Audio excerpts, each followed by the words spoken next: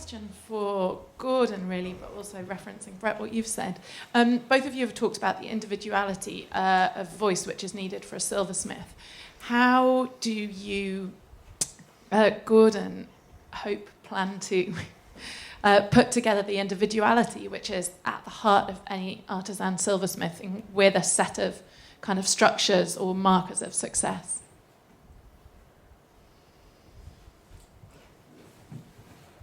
It goes back to the creation of voice, and you have to think about what is the journey that people have been through who have created voice. And these are designers with their own minds, and they have been influenced. I've noticed that there's always a point of influence. There's always a point of creative influence. It's very interesting from your own point of view that you have been, in my opinion, and I think you rail against this slightly, but your teachers became a role model, and they were an influence, which is fine, which is inevitable. So, because of that, and I rail a little bit against, and Bishop's Land argue with me about this, that they send very young and very impressionable silversmiths to see Malcolm Appleby, and he swamps them, and they come away as highly influenced by him. Similarly, with Dorothy Hogg at Edinburgh, I could recognise a jeweller out of Edinburgh under her tuition at 50 yards. She argued with me about this, but I could tell. Now, how do you overcome this? You have to broaden people's horizons. I think the value of travel bursaries is enormous. And when you talk to people who have created their own voice, they will often say, I did a trip too. Now, it may be a trip to the V&A, but for many people, they need the time, they need the encouragement, and they need the permission to actually go and do it. And it's creating those role models, and it's creating the permission to just go and look at something and sit in front of it. I became interested in silversmithing, having been a jeweller and done other stuff, from watching a video of Goldsmiths Company, which showed, I think it's in Williamsburg, somebody basically melting the scrap and making a teapot. And I was so impressed by the impossibility of this project, of doing it from beginning to end, that I thought I'd really like to try and find out a bit more of this. And it seems to me, because, and also Brett, was it Brett or Gordon, said something about you can travel to the V&A, that a lot of my time was spent in museums. I think, and one of the things I was encouraged before I dropped out of Chelsea, was go along to the museum. So I went along and I was in the Elgin Marbles room. And it doesn't matter as a silversmith whether you're looking at painting or bronze or whatever it is, because it seems to me that silversmithing has a breadth of skill necessary that I know no other craft, no other design field requires. No box making, enameling, engraving. You just go on and on and on. It is so broad. Sorry. With a bit of luck, nobody's going to hear me. It is so broad, unlike anything else. I've worked in bronze foundries and iron foundries, and yeah, sure, you can get better and better and better, but actually, the skill set is really, really narrow compared with being a silversmith. So silversmithing could be seen as being the center from which you can move out, and then you have to have the flexibility. Then you can take on work in other fields. You don't have to remain, there should be no narrow view of what being a silversmith is. I mean, I work on a large scale as well as on a small scale, but to me, it centers on silversmithing. So when I was working in a foundry, and I said, why did you take me? They said, well, we wanted to know what a jeweler, they misunderstood, what a jeweler would make of being here. So anyway, that's my feeling about silversmithing. It should be seen as being a center from which you can move out, and one should see the work that has been done in the past. How the hell did they do that? Maybe I could try that, because the breadth of skills seen in the museums is so broad, and nobody can ever hope to cover it. you can only cover a small part. Whereas if you go into a foundry, yeah, you can become really good. Quite quickly, you can know what it's all about. I think Wally's point is incredibly important, that we don't shout loud enough that the skills of silversmiths are the central skills of handmaking, and it doesn't actually matter. And this is where the universities are going. They say, oh, we're just going to do metalwork, and we're just going to offer a metalwork. And if they were to go the extra mile and use silver as the core material, it is the most joyous material for its value for money that there is. And I think these people need to be reminded, and I think they need to be encouraged to do it. So I completely concur with what you're saying, that there are very few other metalworking trades that encompass all of the hand skills, and enamelling as well, and all those other joyous. And the word goldsmith and silversmith are virtually interchangeable. So I think we should shout about this and make a fuss that certain institutions are dropping the word silversmithing. I think it's not a good message that they're sending out, and I agree with you. Yeah, we've got another 7 minutes before tea, so if you've anything you want to get off your chests, minds, do contribute. Thank you very much. Brett, you said a marvellous thing. You said lots of marvellous things, actually. I've really enjoyed absolutely everybody who's given presentations today. It's taken the lid off a good few things. Here's something, another lid to be taken off. You said that it should be a rewarding career, and we all love designing things and making things. But the word reward, would you like to comment, would you think that young silversmiths, or single silversmiths, whatever you like to call them, do you think they're actually earning enough to call it a living?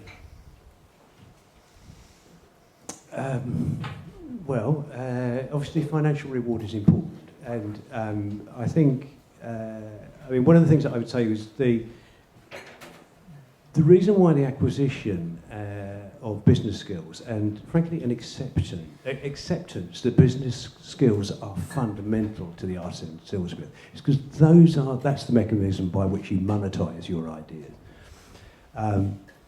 And it does worry me that a lot of young silversmiths come out of college, and I hear them say it out loud, because you can't make a living as a silversmith. And that, A, is not true, but who told them that? And who gave them that idea? It comes, I think, bizarrely, from kind of the romantic art movement of the early 19th century. We had to be starving in a garret to be, And Peter showed us a photograph. I'm not having a go at Peter, but Peter showed us a photograph of his first studio, which was in a decrepit, run-down old factory in Birmingham. Mine was in a decrepit, run-down old factory in Sheffield, but my aspiration was not to work in a decrepit, run-down old factory. It has a romantic appeal when you're kind of 16, 17, 18. But so I see one of the things that I think is important is to explain to silversmiths, because it's artisan silversmiths we're talking about, but your creative ability is your ability to earn a good living and make good rewards and have a fascinating and interesting life. I travel all over the place as part of my practice. And it's not for everybody, but I enjoy that. Meeting people, telling them what I do, selling them my work, getting feedback. And as Gordon was explaining, as Grant will get on a plane and go and see the client. Why would you not do that? If somebody says, wow, that's an interesting idea or concept that you've come up with, why would you not go and see that person? And when you go and see that person, that act is appreciated, it becomes part of the creative process, and you talk to the client or you talk to the potential customer, and from that money flows.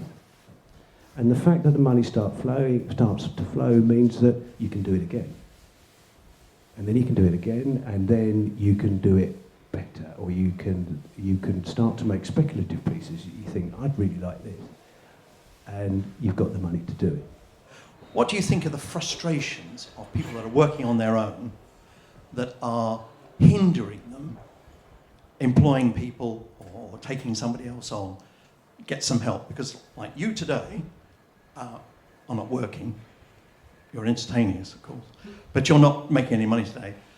Fortunately, Richard and I, we've got people in our various workshops still fighting to get things working, get things finished for the day. But what do you think is stopping them? And do you think there's anything perhaps the Goldsmiths Company can do or another organisation can do to help them just take that huge quantum leap into a slightly bigger business? Again, I think there's a certain amount of kind of personal character and attitude in that. Some people are natural employers, I think, and natural educators. I suppose it's never been part of my bigger picture to... and actually, if I could just broaden this a little bit, because going back, I can't remember, somebody mentioned something before, but I see being frankly a one-man band artisan silversmith as an end in its own right. I don't necessarily see it as a stepping stone to becoming an international business, employing thousands and selling all over the world. I was struck once by when I first, very few years into doing Goldsmiths Fair, and a terribly grand member of the Goldsmiths Company came up to me and was talking to me about my work, and patted me on the head, because most people in the Goldsmiths Company are about 7 foot tall, and said, well, you know, you're doing terribly well. If you keep going like this, one day, you know, you'll have your own shop. And I kind of thought, I don't want a shop. It's not part of what I want to do. And I suppose employing people is an interesting one. For me personally, when I've got a hammer in my hand and I'm at the hearth or got a steak, that's when I'm enjoying myself. And I would pay money to do that. Luckily enough, people pay me money to do it. But I employ people to do my books, and I employ people to take my photographs, and I employ people to do all sorts of things so that I can be at the bench with a hammer in my hand. And there have been opportunities over the years, and I'm sure there is for a lot of silversmiths, that you kind of think, I could turn this into a bigger enterprise. And if I'm really lucky, I could have a shop. Or if I'm really lucky, I could sit in front of a laptop for 8 hours a day. But there is the choice to think, actually, if I'm really lucky, I'll be able to spend most of my time with a hammer in my hand. So that's my own personal choice. To try and answer Grant's question, this was something that was central to my research, and I was shocked by the answers that I was getting in the interviews that I undertook. The first one that shocked me rigid was that the absolute and utter conservatism of mainly the young people that I was talking to. Security and stability was more important than almost absolutely everything else. And the idea of debt shook them rigid. When my wife and I started our business, debt was just something you did. It was like no big deal.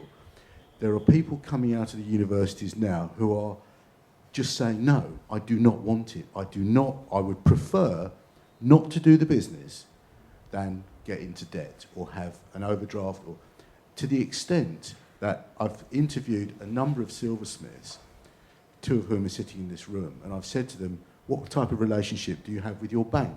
And they said, I don't understand your question.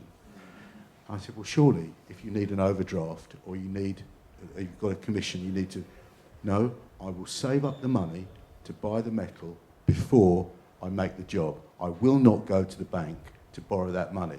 Now, if Grant MacDonald took that attitude, he'd never do a day's work in his life. So, I mean, other than your huge personal wealth,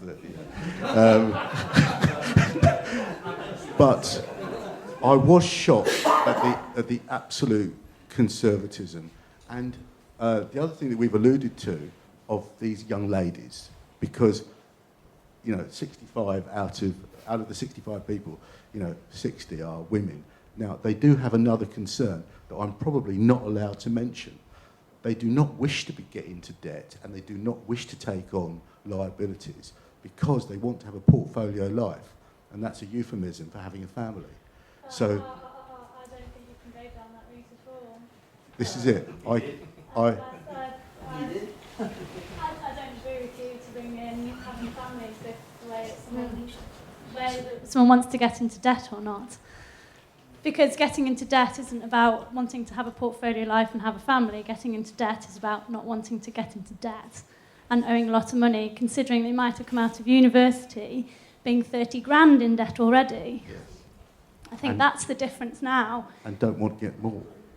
They just don't want debt. I don't think it's they don't want debt to have a family, because the same thing can be said of men. A man might not want to get debt because he wants to provide a family. So if we're going down that stereotype, so I'm really sorry, I don't think it's we not should a go stereotype. It's of a group of people that I interviewed, I think a percentage had that attitude or had that wish that they didn't want to expand their businesses to employ a number of people because they didn't want to have that liability when they wanted to stop for a period of time. I think that's the case. Can I just chip in there about debt? You can't have a relationship with a bank anymore. You may have been able to, but it just doesn't exist anymore. There's no such thing as a bank with people in it anymore. It's all about sticking it in the computer, and computer says no. You can't get small business borrowing. It's hopeless. I've been in and out of employing people, and I'm currently at this point where I employ somebody who is self-employed, and I do certain things on a contractual basis, and I do subcontracting, but I don't do full-time employment anymore because it's desperately difficult as a small business. But that doesn't mean that my business doesn't have ambitions to grow, and it doesn't mean that I don't want to employ people. It means that the administrative burden at the point where I'm at is so bloody difficult, frankly, and there's so little support. And there's an absolute impossibility to do any business borrowing at my stage. And I'm not wet behind the ears, do you know what I mean? Personally, it's tough times, and it's a different climate. It's worse than tough times that the banks almost don't exist for young businesses. When Andrew and I started in business, and when Grant started in business, I wouldn't say they were chucking money at us, but it wasn't a problem. When I went and did an interview with a young man that I mentor, and he wanted to borrow 10,000 to do Goldsmiths Fair, and they said, no, we're not going to give you this money. However, here's a Barclay card at 22%. And he said, I can't afford 22%. It doesn't make economic sense. They said, well, it's that or nothing. So the banks have actually abrogated their so-called responsibilities. They don't see it that way. And they see young and small businesses as just a straight liability. And that's a huge problem now. So if the Goldsmiths Company want to do something, they might think about a small element of bank lending. Right. Do you want to...